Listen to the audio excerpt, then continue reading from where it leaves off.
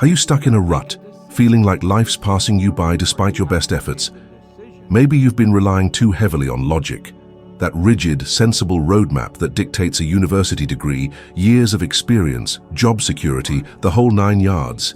That same logic, the one that whispered, a kid with a mangled thumb, no college degree, working as a grease monkey, he'll never build a multi-million-dollar company.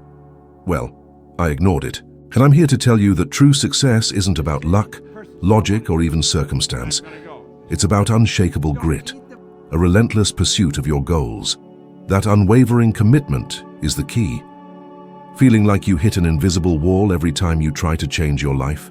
You start with gusto. You take that first step, but momentum fizzles, old habits creep back, and you're left wondering, what's wrong with me? The answer is brutally simple. It's not your circumstances, your background, or the economy. The problem lies in two tragically underutilized skills: focus and imagination. These are your most potent weapons, yet most people wield them clumsily, or not at all. When your attention is weak, you get sidetracked by every shiny distraction. A limited imagination means you only see problems, not possibilities. You visualize what you want to avoid, not what you want to create. Most people live on autopilot, reacting to sensory input, the sights, sounds, and textures of their immediate reality. But senses only reveal what is, not what could be. I remember a time when my life was a chaotic mess. I dropped out of school, bounced between jobs, and did work I hated. Worse, I believed that was all there was for me. I couldn't envision anything different. If you'd asked me to describe my ideal life back then, I probably would have mumbled something about having enough money to pay my bills. That's the danger. If you can't visualize greatness, you won't achieve it. And if you can't focus on what you want, you'll be dragged back to what you don't. My turning point came with a book, Think and Grow Rich. It wasn't just the content, but the feeling that something was fundamentally wrong with my thinking. I realized my biggest hurdles were a lack of focus and a tiny, cramped imagination. Ever try to change your life, only to revert to old patterns within days? You start meditating, saving money, working out, and by day 3, you're back on the couch, scrolling social media, ordering takeout, promising yourself a fresh start on Monday. That's not a lack of willpower, it's a lack of mental muscle. Focus is like a muscle. If you don't train it, it atrophies. Your mind jumps from thought to thought like a hyperactive squirrel. You start a project, but a news headline distracts you. A great idea emerges, but a bill, a negative comment, a comparison to someone else. Poof, your mental energy dissipates.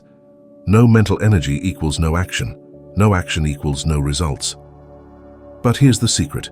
You can train your focus. You can expand your imagination.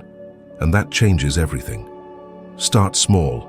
Sit in a chair, pick a spot on the wall and stare at it for 2 minutes. Your mind will wander. Bring it back. Do this daily, morning and night, for 3 months.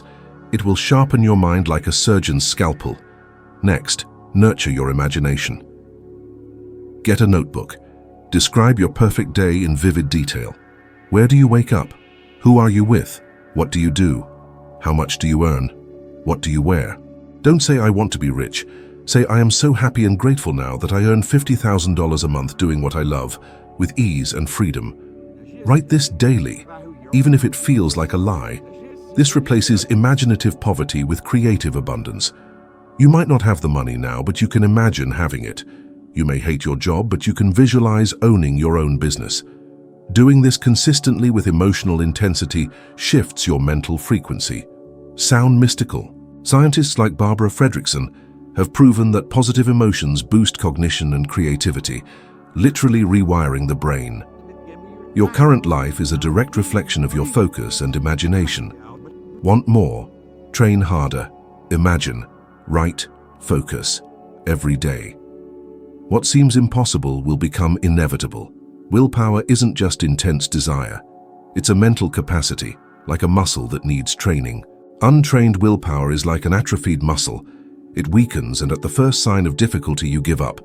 True willpower keeps you focused when things crumble, pushing you forward even when fear screams. It separates those who try from those who achieve.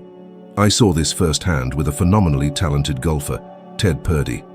His swing was flawless, yet he asked me, "How do I develop focus?" A pro athlete.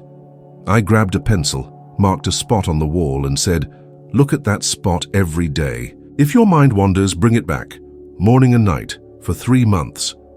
Great results come from small, consistent mental habits, not grand gestures.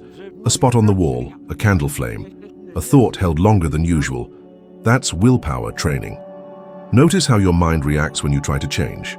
You start motivated, but within days, excuses surface. You're too tired. This isn't working. Try something else. You revert to old patterns, feeling like a failure. But you didn't fail. You didn't train your willpower. It's not your fault. Nobody taught you this. School taught math, history, even chemistry, but not how to control your mind. Willpower keeps your vision clear when reality tries to convince you otherwise. It makes you persevere when money's tight, people doubt you and fear grips you. To achieve true success, not luck, not fleeting motivation, you must master this invisible force. No one achieves great things without willpower. Look at Steve Jobs. He was fired from his own company, publicly humiliated, and returned years later to lead the creation of world-changing products. That's not just genius, it's concentrated willpower in action. Compare that to Amy Winehouse, incredible talent, a voice that transcended souls but a fragile, unfocused mind. Talent without willpower is wasted. But my life is different, you might say. I have kids, debt, responsibilities. I understand. That's when willpower becomes even more vital. When you have every reason to quit but choose to keep going, that's where transformation begins. Start now. Use the spot on the wall exercise or light a candle. Sit for 5 minutes and observe the flame. Don't think about anything else. Your mind will wander. That's normal. The power lies in bringing it back again and again. This simple act, repeated daily, reshapes your brain. Neuroscience proves the brain is plastic. It changes with practice. Training your attention is like training your eyesight. You start seeing a little, then you see far. When you focus on one idea, it grows within you. You act differently, speak differently, even walk differently. People notice. The universe notices. It doesn't have to be perfect. It has to be continuous. In weeks, that inner voice that stops you will weaken. That distant image will gain color, shape, clarity. There's no magic, only method, practice, and decision. Willpower transforms intention into continuous action. It makes you act when nobody's watching, believing, or applauding. You already possess it. You don't need to buy or borrow it. You just need to use it. Develop your willpower and discover true freedom. Everything in your reality, your home, clothes, phone, started in someone's mind. Before matter, there was idea. Before visible, there was invisible. You have that same tool, imagination. Most people use it against themselves, imagining what they don't want, replaying mental scenes of failure, rejection, scarcity. They visualize the worst, then wonder why things don't improve. Imagination bridges your current reality and what you could create. But to cross it, you need clear, compelling, emotionally charged images, and you must believe in them more than in your circumstances. It's easier to imagine tragedy than a miracle, debt than prosperity. That's not coincidence, it's conditioning. You've been trained to doubt yourself, to see problems before possibilities. You were told, don't dream too big, be realistic. Life isn't easy. Your vibrant imagination became a pale shadow of fear and limitation. But the future you imagine frequently is the future you build. When I was scrubbing toilets, broke and hopeless, I visualized myself in an elegant room, people listening intently, taking notes, wanting to learn from me. I saw checks in my account. I saw a thriving business. I saw it all before a single cent came in, so clearly, so often, that my brain accepted it as reality. You must build the image of what you desire and repeat it until it feels real. Doesn't matter if you earn little now. Imagine the bank statement you want, the numbers, the app screen, the feeling. Doesn't matter where you live. Visualize your ideal home, walk through it, see the details. Doesn't matter if your relationship is rocky. Visualize a healthy, loving, balanced one. See yourselves laughing, sharing affection, talking respectfully. Don't let present reality erase your future image. It's like painting a new picture over an old one. It seems hard at first, but with repetition and emotional intensity, the new image takes over. Neuroscience shows the brain doesn't distinguish a vividly imagined experience from a real one. It reacts with the same neural circuits. Once is fine, but daily, for weeks, months. The brain changes, creating new connections, beliefs, behaviors, neuroplasticity. When you nourish your mind with rich images, you think, act, and feel as if it's already true. Your external life reflects this. Opportunities arise, ideas emerge. The right people connect with you, not by magic, but by resonance.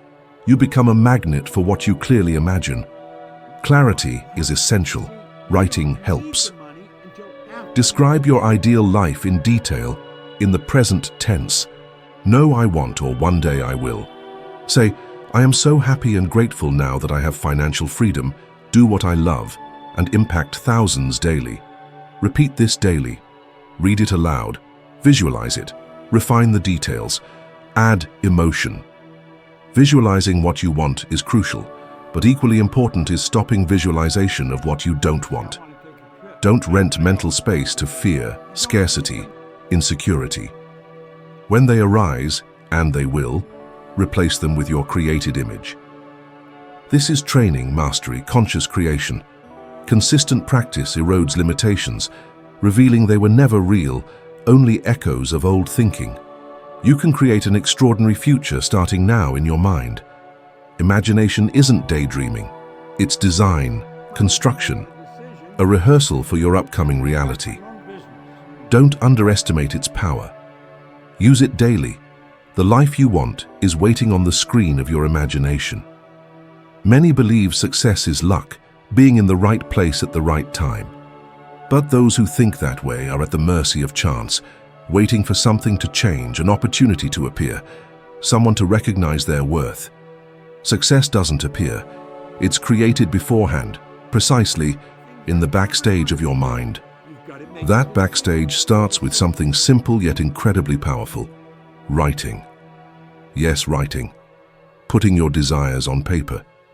It might seem silly, even childish, but if you knew what it activates within you, you'd never stop. Most people have vague goals. I want a better life. I want to earn more. I want to be happy. But what exactly is better? How much is more? What is happy? If you can't describe it clearly, your brain can't focus. It needs direction, imagery. Writing bridges your internal and external worlds. I sat down and wrote, I am so happy and grateful now that, and filled in the image of what I wanted, as if it were already real. I did it every day, even when reality screamed the opposite. Why does this work? Writing something in detail makes your mind believe it. You activate brain areas linked to visualization, action, and motivation, the motor encoding effect. Writing engraves it more deeply. Reading, rereading, and visualizing daily reinforce it, making it nearly impossible to ignore. You act differently, notice things you missed before, and see opportunities that were always there. Writing in the present tense, as if it's already happening, tricks your mind, giving it a new identity. It produces behaviors consistent with that image. Writing, I am so happy and grateful now that I have a profitable business, help people, and am well compensated, is far more powerful than, I want to open a business. The first declares, the second begs, the first affirms, the second pleads. The universe and your brain respond to firmness, not doubt. Don't write once. Make it a ritual. Write daily, with detail, feeling, commitment. Reread, visualize, refine. Make the image sharper. Use inspiring language, always in the present tense, always with emotion, always with intention. This is deeply transformative. You gain control of your reality. You shift from victim to creator. This changes everything. I've seen ordinary people, without resources or connections, transform their lives in a few years simply by controlling what they built inside before chasing what they wanted outside. If it's not clear on paper, it won't be clear in your life. Writing is a commitment, a way of saying, I take my dreams seriously. Day after day, you act like someone living your desires. Your words become a map, and each time you read it, you reinforce the path, aligning with it, walking with more firmness, focus, and intention. When opportunity arrives, and it will, you'll be ready. Those who don't write their desires react to what appears. Those who write clearly build what they want. That's how the game changes. If you haven't written your ideal life in detail, start now. Get a notebook. Write in the present tense. Write with emotion. Write as if it's already real. Reread it daily. What seems like fantasy will begin to take shape. Unlocking your potential isn't about finding some magic key. It's about clearing the mental clutter that's been blocking your view. We all carry around these self-limiting beliefs, inherited notions, past failures cemented into unshakable truths that act like invisible shackles. They whisper insidious doubts. You're not good enough. It's too late. You can't do it. These aren't facts, they're just old worn-out records playing on repeat in your head, consuming mental real estate better suited for empowering thoughts. You've essentially been renting space to negative tenants, and it's time for an eviction notice. Think of your mind as a house. Most people fill it with unhelpful tenants, fear, self-doubt, and scarcity. But what if you swap them for confidence, possibility, and growth? It's a matter of rewiring your brain, replacing the old limiting narratives with empowering affirmations. Visualize success, write it down, speak it into existence. This isn't some mystical mumbo-jumbo.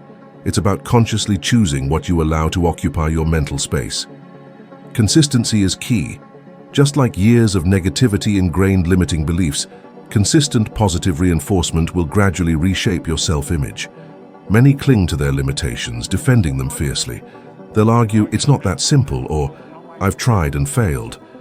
But that's just the old ingrained negativity fighting for survival. It's perfectly logical within its own warped reality, but it's not the whole story. It's time to confront this internal resistance.